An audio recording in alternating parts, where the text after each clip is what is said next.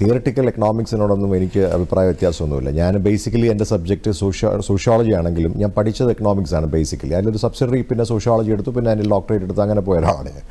പക്ഷേ അദ്ദേഹത്തിൻ്റെ ഈ തിയറീസിലൊക്കെ കൊള്ളാം. പക്ഷേ നമ്മൾ കാണേണ്ട ഒരു പ്രധാനപ്പെട്ട കാര്യം, out of the 3.5 crore people living in Kerala, ഇതിനകത്ത് കേരളത്തിൽ എത്ര പേർക്ക് തൊഴിലുണ്ടെന്നുള്ളതാണ്. നമ്മൾ സർക്കാർ ജീവനക്കാരുടെ എണ്ണം അറിയാമല്ലോ, ആകപ്പാടെ 5.5 ലക്ഷം പേരാണ്. ഈ ബാക്കിയുള്ള ജനങ്ങളൊക്കെ വളരെ കഷ്ടപ്പെട്ടിട്ടാണ് ജീവിക്കുന്നത്. ഇപ്പോൾ പ്രൊഫസറെ പോലുള്ള ആളുകൾക്കൊക്കെ നല്ല ശമ്പളമുള്ള ആളുകളാണ്.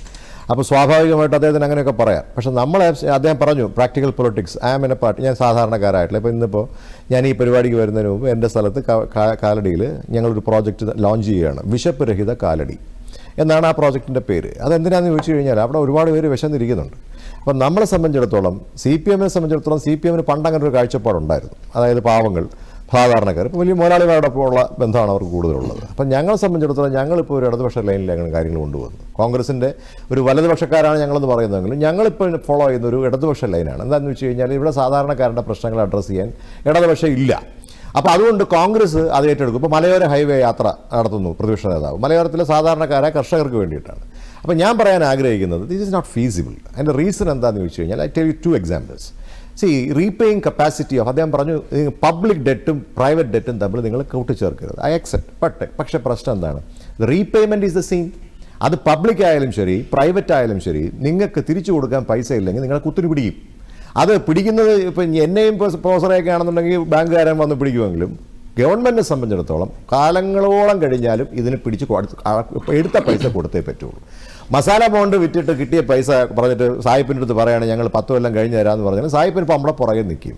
അപ്പോൾ അതുകൊണ്ട് നമ്മൾ പറയുന്നൊരു പ്രധാനപ്പെട്ട കാര്യം എന്താ, എൻ്റെ റീപേയ്മെൻറ്റ് കപ്പാസിറ്റി എന്താണ്? ഞാൻ ഇന്നിപ്പോൾ കടമെടുക്കുന്നതിൽ ഒരു അഭിപ്രായ വ്യത്യാസമുള്ള ആളല്ല ഞാൻ ഇന്നിപ്പോൾ വൈകുന്നേരം മൈജി പോയിട്ട് ഞാനൊരു സാധനം വാങ്ങിച്ചിട്ടും EMI-ലാണ് ഞാൻ എടുത്തത്. കാരണം എൻ്റെ കയ്യിൽ പൈസ ഇല്ല.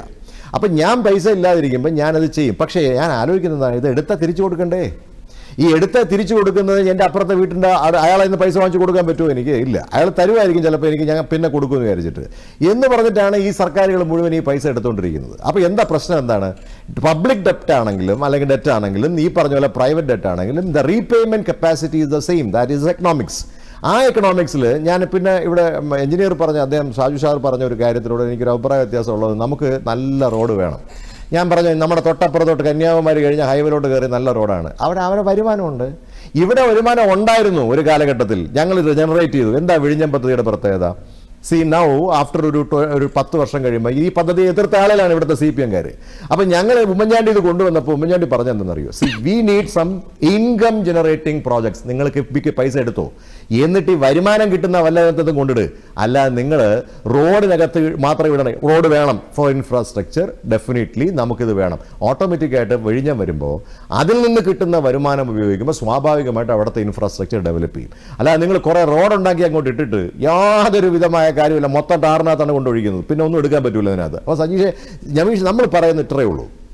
ഞങ്ങൾ പറയുന്നത് നിങ്ങൾ ഫീസിബിലിറ്റി ചെക്ക് ചെയ്യാതെ, നിങ്ങൾ ഈ സംവിധാനമായിട്ട് ഇറങ്ങുമ്പോൾ, നിങ്ങളൊരു പദ്ധതിയായിട്ട് ഇറങ്ങുമ്പോൾ നിങ്ങളിതിൻ്റെ ഒരു ഫീസിബിലിറ്റി ചെക്ക് ചെയ്യാതെ നിങ്ങളെ സംബന്ധിച്ചിടത്തോളം കുറേ ആളുകൾക്ക് നിങ്ങളുടെ സഹാക്കന്മാർക്ക് ജോലി കിട്ടാനുള്ള ഒരു പണിയായിട്ട് ഇതിനെ കൊണ്ടുപോകരുത്. ഞങ്ങൾ അതുകൊണ്ടാണ് ഇത് പറഞ്ഞത്. കിഫ്ബി എന്ന് പറയുന്നത് വെള്ളാന എന്ന് പറയാനുള്ള കാരണം, there is no transparency at all. ഇനി ഒരു ലെവലിലും ട്രാൻസ്പെറൻസി ഇല്ല. ഇതിനകത്ത് കൊടുക്കുന്ന ആളുകളുടെ എണ്ണം നിങ്ങളിത് പരിശോധിച്ച് നോക്കും. ഇത് ആർക്കാണ് സ്ഥിരമായിട്ട് ഇതിൻ്റെ കരാറുകൾ മുഴുവൻ കിട്ടുന്നത്? നിങ്ങൾ പരിശോധിച്ച് നോക്കൂ. ഞങ്ങൾ അതിനെയാണ് എതിർക്കുന്നത്. അപ്പോൾ ഇത് കുറേ ആളുകൾക്ക് വളരാൻ വേണ്ടി മാത്രമുള്ളൊരു സാധനമായിട്ട് വരുന്നു.